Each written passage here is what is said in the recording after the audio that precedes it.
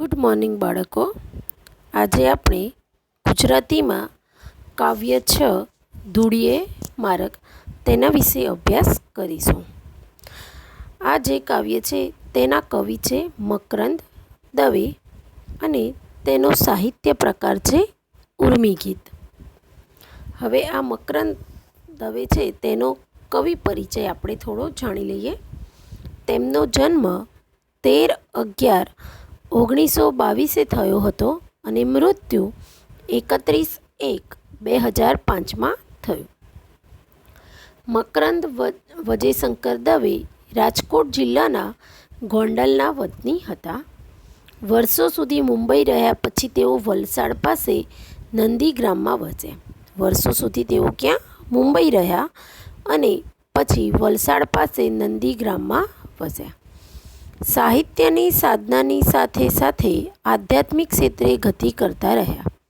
સાહિત્ય ક્ષેત્રે તો તેઓ સરસ મજાનું કામ કરતા હતા એની સાધના, પણ તેના સાથે સાથે આધ્યાત્મિક ક્ષેત્રે ગતિ, આધ્યાત્મિક એટલે કે ધાર્મિક ક્ષેત્રે ગતિ કરતા રહ્યા. ગાંધી યુગ પછીના ગાળામાં આધ્યાત્મિક સાધનાને અનુલક્ષતી કવિતા રચનાર તેઓ મરમી કવિ હતા. ગાંધી યુગ પછીના ગાળામાં જે આધ્યાત્મિક સાધનાને અનુલક્ષીને કવિતાઓ રચનાર તેઓ મરમી કવિ હતા. તેમના કાવ્યોમાં જીવનનો આધ્યાત્મિક અનુભવ સાદી સરળ ભાષામાં પણ જોરદાર રીતે રજૂ થાય છે. હવે એમના કાવ્યોમાં જીવનનો આધ્યાત્મિક અનુભવ એકદમ સાદી અને સરળ ભાષામાં સરસ રીતે રજૂ થાય છે. તેમને 1979માં રણજીતરામ સુવર્ણચંદ્રક મળ્યો હતો. આ આપણે વાત કરી કવિ પરિચયની. હવે આ કાવ્ય વિશે, કાવ્યનો જે પરિચય છે તેના વિશે થોડી માહિતી મેળવીએ. અહીંયા જગતમાં સૌથી વધુ મૂલ્યવાન તો માણસ વચ્ચેના પ્રેમ લાગણી છે. અહીંયા શું બતાડ્યું છે કે જગતમાં સૌથી વધુ મૂલ્યવાન તો શું છે? માણસ વચ્ચેની જે લાગણી છે, પ્રેમ ભાવ છે તે છે. ધન માટે વલખા માર્યા વગર પોતાની વર્તમાન સ્થિતિમાં અદના માનવીને સ્વમાનભેર જીવવાનો સંસ્કાર આપી જાય તેવું આ કાવ્ય છે. હવે વલખા માર્યા વગર, ધન માટે, આપણે ધન માટે વલખા મારીએ છીએ ને, એના કરતાં પોતાની વર્તમાન સ્થિતિ અદના માનવીને સ્વમાનભેર જીવવાનો જે સંસ્કાર આપી જાય છે તેવું આ કાવ્ય છે. જીવન વિશેનો ખ્યાલ તદ્દન જુદો જ છે. આમને જીવન વિશેનો ખ્યાલ એકદમ જ જુદો બતાવ્યો છે. અહીંયા 2 માર્ગો બતાવ્યા છે. એક ધૂળીએ માર્ગ એટલે કે સાદું અને સાત્વિક જીવનનો માર્ગ, અને બીજો છે સોનાનો એટલે કે ધન સંપત્તિની લાલસાવાળો માર્ગ. 2 માર્ગો છે અને અહીંયા કવિ આપણને ધૂળીએ માર્ગ ચાલવાનું આહ્વાન કરે છે. કવિ આપણને શું કહે છે કે ધૂળીએ માર્ગ એટલે કે કેવું જીવન જીવવાનું? સાદું અને સાત્વિક જીવન જીવવાનો માર્ગ અહીંયા બતાવે છે. એટલે ધૂળીએ માર્ગ શીર્ષક એના માટે કરીને આપેલું છે. હવે વિસ્તૃતથી આપણે કાવ્ય જોઈએ.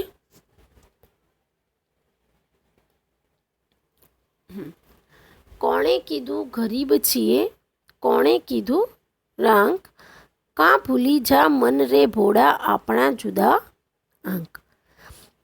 હવે અહીંયા પ્રશ્ન પૂછ્યો છે શરૂઆતમાં કે કોણે કહ્યું કે આપણે ગરીબ છીએ, અને કોણે કીધું રાંક એટલે કે રાંક એટલે નિર્બળ, ગરીબ. અહીંયા રાંકનો મતલબ બી કે કોણે કીધું કે આપણે નિર્બળ છીએ. કાં ભૂલી જા મન રે ભોળા આપણા જુદા આંક. હે ભોળા મન પોતાના મનને કહે છે કે જિંદગી વિશેની સૌની સમજ જુદી જુદી હોય છે. પોતાના મનને કહે છે કે જિંદગી વિશેની દરેક વ્યક્તિની સમજ જુદી જુદી હોય છે. એ તું કેમ ભૂલી જાય છે?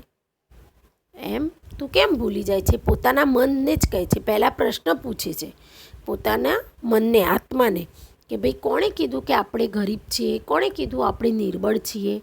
હે મન તું એવું ભૂલી જા હે ભોળા મન, શું કહે છે, જિંદગી વિશે સૌની સમજ જુદી જુદી હોય છે, એવું તું કેમ ભૂલી જાય છે? થોડાક નથી સિક્કા પાસે, થોડીક નથી નોટ, એમાં તો શું બગડી ગયું, એમાં તે શીખવું. આપણી પાસે શું નથી? થોડા સિક્કા નથી કે થોડીક નોટો. નોટો એટલે નોટબુકની નોટ નહીં, ચલણી નોટો જે પૈસા કહીએ તે નથી. તો તેથી શું બગડી ગયું? તો એમ કે એમાં તો આપણું શું બગડી ગયું? એમાં કંઈ મોટી ખોટ આવી નથી. એટલે એમાં સી મોટી ખોટ એટલે આપણને કંઈ નુકસાન થયું નથી. ઉપરવાળી બેંક બેઠી છે આપણી માલમ માલ, આજનું ખાણું આજ આપે ને કાલની વાતો કાલ. હવે ઉપરવાળી બેંક બેઠી છે. ઉપરવાળી બેંક એટલે કે પરમેશ્વર, ઈશ્વર આપણા ઉપરવાળા જે પરમેશ્વર છે તેની બેંક કેવી છે? સમૃદ્ધ છે. પરમેશ્વર આપણને શું કરે છે? માલમ માલ એટલે કે એકદમ સમૃદ્ધ છે, એના જોડે બહુ બધું છે, વૈભવશાળી છે, સમૃદ્ધ છે. આજનું ખાણું આજ આપે ને કાલની વાતો કાલ. હા, પરમેશ્વર આપણને શું કરે છે? આજનું ભોજન આજે આપી જ દે છે અને કાલની ચિંતા તો કાલે કરવાની હોય. આજનું ભોજન આપણે આ કહેવત પણ સાંભળી છે, કેમ કે ભગવાન ભૂખા ઉઠાડે છે ખરો, પણ ભૂખ્યો કોઈ દિવસ સુવાડતો નથી.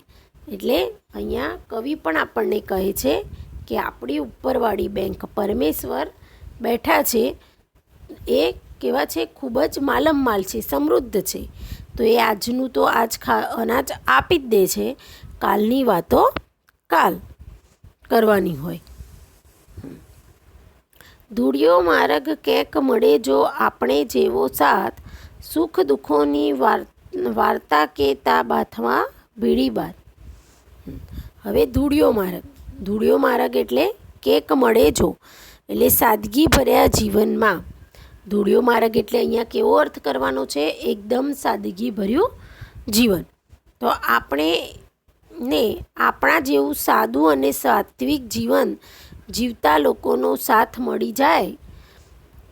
ધૂળિયો માર્ગે આપણે જેમ સાદગી ભર્યા જીવનમાં ચાલીએ એમ બીજા લોકો પણ સાદગી ભરી રીતે જીવે ને, એવા લોકોનો જો આપણને સાથ મળી જાય તો પછી તો પ્રેમથી ભેટીને આપણે તેમની સાથે સુખ દુઃખની વાતો કરીએ, બાથમાં ભળીએ એટલે ગળે પણ મળીએ અને એ લોકો જોડે આપણા સુખ દુઃખની, કારણ કે બંને એક જ સરખું જીવન જીવતા હોય તો બંનેના સુખ દુઃખની વાતો પણ સરખી હોય. પ્રેમથી ભેટી જઈએ પહેલાં અને બંને જણા સુખ દુઃખની વાતો કરીએ.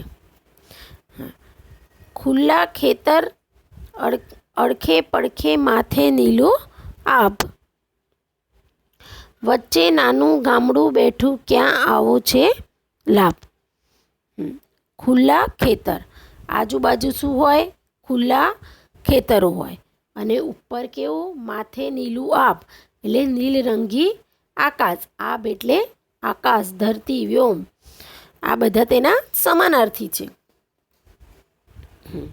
વચ્ચે નાનું ગામડું બેઠું હોય અને એની વચ્ચે શું હોય? આપણું નાનું ગામડું હોય. ક્યાં આવો છે લાભ, અને એમ કે આવા નૈસર્ગિક કુદરતી વાતાવરણમાં રહેવાનો લાભ ક્યાંથી મળવાનો હતો? એટલે અહીંયા કવિ શું કહે છે? જે સાદગીભર્યું જીવન જીવતું હોય એના જોડે મોટા મોટા બંગલા તો હોય નહીં, એટલે આજુબાજુ મસ્ત મજાના ખેતરો હોય ખુલ્લા અને ઉપર નીલરંગી આકાશ હોય અને એમની વચ્ચે શું હોય? આપણું નાનકડું એવું ગામડું હોય.